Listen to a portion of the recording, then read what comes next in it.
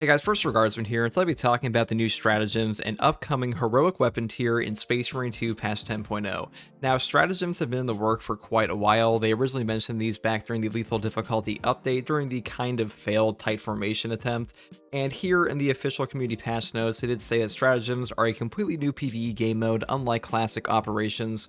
There are only two difficulty modes, normal and hard. What makes this new game mode different are the various battlefield conditions, which will change every day and week and make each operation completely different from what you're used to. Battlefield conditions can either help or hinder your progress. Upon successful completion, you will receive a new currency called Accolades, which can be exchanged for valuable rewards. Now, they have also mentioned there will be a weekly and daily stratagem section. You can actually see this showcased for like a split second in the actual trailer. You can see some of like the options for this, the way you can unlock Accolades, and you also see some of the new modifiers that didn't showcase here. But the ones in the actual community update they posted are stuff like Summoner. Every uninterrupted call for reinforcements summons the extremis enemy where you aiming at. Friendly fire damage from firearms and explosives is enabled, and Cadia stands, Imperial Guard spawns on levels, and Hunted, an unkillable lictor, constantly pursues you, dealing enough damage will scare it away for a brief time. These all sound pretty fun for the most part, and I've also seen that the XP for this mode on the hard difficulty will be the same as Absolute, and these new accolades will allow you to purchase things like the heroic tier weapons, the Xenophase Blade, and Combi Melt-A-Gun. Now, I'm really excited for these new weapons. I'm honestly excited for the Power Axe, Pyre Cannon, and Pyre Blaster as well. But as far as these ones go, I'm pretty sure they will simply be like a slight difference in variation to the existing weapons. Like, this is a maxed out power sword, basically. A Xenophase Blade, it's just like a Necron tech tier for a power sword. And like you have to have like a Xenorite tech priest and stuff like that on your battle bars to actually use these, which is why pretty much only Deathwatch are ever seen with these. And Combi Melt-A-Guns are just like slightly different for the bolt rifle here. Now, the only guns in the base game we see that have any type of variation between like their maximum levels or like their relic tier versions are stuff like the Marksman Carbine and like the standard bolt carbine and things like the bolt rifle and bolt rifle grenade launcher. Hopefully we actually get that with pretty much every weapon of these heroic tiers. We'll see what else they actually add in. It might just be the Xenophase Blade and the Combi Melt-A-Gun for now, but we'll see.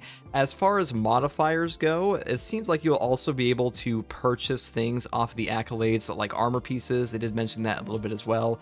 And you can also see there's like a proper Phobos helmet here too. And if you're unaware, there are only cursed Phobos helmets in the base game for the Vanguard class, so this is like long overdue, and having totally new armor pieces be purchased with in-game currency, that's pretty interesting. And honestly, like the requisition point in armory data system is kind of trash anyways, but having a new mode to actually unlock new cosmetics on top of new weapons is pretty cool. Now, something I've been curious about with the heroic weapon variants is that they state here that they will fall into a new mastery tier named heroic, which is even more powerful than relic. For example, here's the Xenophase Blade, the heroic version of the Power Sword, and the Combi Melta, the heroic version of the Bolt Rifle. So it sounds like there's going to be a heroic variant like this for every single weapon in the game, or at least that's what's implied here. And if that is true, if we have like strictly more powerful versions of the weapons that are already in the game, these stratagems or like whatever spawns are coming out with, these must be insanely hard because relic tier right now, especially for things like the Power Sword, Power Fist, Blockchain Sword even, they are very, very powerful in this game. Very few weapons in Space Marine 2 are currently underpowered, and this new PvE game mode, they must really be pulling out all the stops. Every single time they go around a big patch, they do touch up on balance here and there, and usually it's in the form of increased enemy spawns or like making enemies have cracked artillery like the Carnifex in last patch. And if they're adding in a strictly more powerful tier for every single weapon in the entire game on top of like what is potentially unique variants of every single weapon, that's kind of insane to me because it means the balance in this game is going to be shifted pretty much more than ever. I mean, we thought that patch 9.0 was an absurd balance change. They touched basically every single weapon for the melee weapons, but if they go through literally every single gun and melee weapon in all of Space Marine 2 and like switch them up in a heroic tier, that's pretty nuts. Now, on the note of brand new weapons, we will be having a Pyre Cannon, Power Axe, and Pyre Blaster. Now, before, I thought that we were only getting the Pyre Cannon, which is like the heavy version of the flamethrower for the heavy class, and then I assume the Pyre Blaster now is just going to be for like tactical and everybody else, and the Power Axe will likely be on the Vanguard, Bulwark, and Assault, and maybe tactical, but I'd be pretty surprised they brought in like a new melee weapon and didn't add it to like basically every single melee class. Now, as far as overall balance for Space Marine 2 goes, they have been talking about a progression update in the Year 2 battle plan. I don't know how many people actually like read through all of this, but here in patch 13, they do say there'll be a progression update, which I'm happy to hear. We have no idea what this will actually entail, but progression in Space Marine 2 has always been a hot topic because things like requisition points, armory data, they aren't a very good system. There does come a point where your requisition points are literally only used to reset your prestige perks, and that's pretty stupid, and it's a really, really expensive way to purchase your prestige perks for like one weapon at certain points.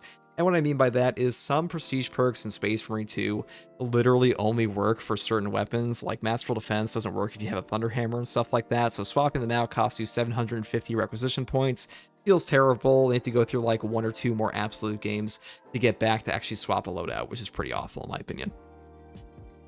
So not only does a new heroic weapon tier make it sound like we're about to have the hardest content that Space Marine 2 has ever seen in the form of stratagems, potentially even harder than hard siege mode, we are also getting a brand new overhaul to the data vault and the ordeal system potentially, or at the very least a new store for the accolades to buy stuff like cosmetics on top of these heroic weapons, which is pretty damn cool. Because the ordeal system was kind of supposed to be the penance system from Darktide, give you something to work towards the long term to unlock some cosmetics and some cool stuff. Unfortunately, Space Marine 2's ordeal system kind of missed the mark a bit. It's not that the rewards here are terrible. Things like the Tyrannic War Veteran chest and stuff like the Sons of Guilliman icon are pretty cool, at least if you like Space Marines, but it's just a little lacking compared to what you might expect from a requisition point system, or a penance system, I should say. And implementing things like a title system that Darktide has, I've talked about this before, I think that'd be a very easy way to give people a way to like play the game and grind towards like a new title to showcase how long they've played, what they've done, what operations they've done, if they've done them solo or with a giant group, or if they've reached like a certain wave of siege. We kind of do that already with things like the Survivor helmet and stuff like that. So having like an expansion of that kind of thing would be pretty interesting to me. And as far as the accolade system goes, I'm pretty sure we're going to be getting a bunch of customization in this store here, or like whatever store they add in for it. Because there's some things like I mentioned previously with the Phobos helmet, some different armor pieces in the actual trailer for the Xenophase blade that are simply not in the game yet and not coming in the champion pack, at least not the one they showed this time around. And hopefully those ones all come in like these accolade store on top of those secret level Twitch drops, which will be available in here as well. Because a big problem I had in Space Marine 2 for a long time is some of the coolest armor pieces in this entire game are locked behind Twitch drops and the Focus Entertainment Pros thing, the Pros website where you have to like link your account and then go watch like a certain amount of streamers to go and actually unlock these breastplates. That's pretty stupid to me. I feel like all cosmetic unlocks for the most part should be tied to the actual in-game rewards, and having people link their accounts to like different websites is just pretty stupid. Now obviously the Twitch drops will not be going away entirely, because between September 4th and September 18th they will be bringing them back again for patch 10.0 with the Mark X Skull Breastplate, the Mark X Pristine Aquila Breastplate, and the Porphyl Shield Power Axe skin.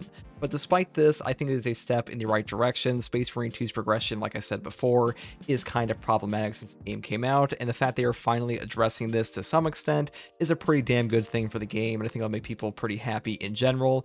And overall, Focus Entertainment, and more importantly Saber Interactive, has been more interested in having polls and such for the community surveys and stuff like that, and they seem pretty invested in getting player feedback, especially compared to year one. So I'm really curious to see what they'll do in year two for other things like polls and balance changes, and see how much they actually interact with the community for things like this.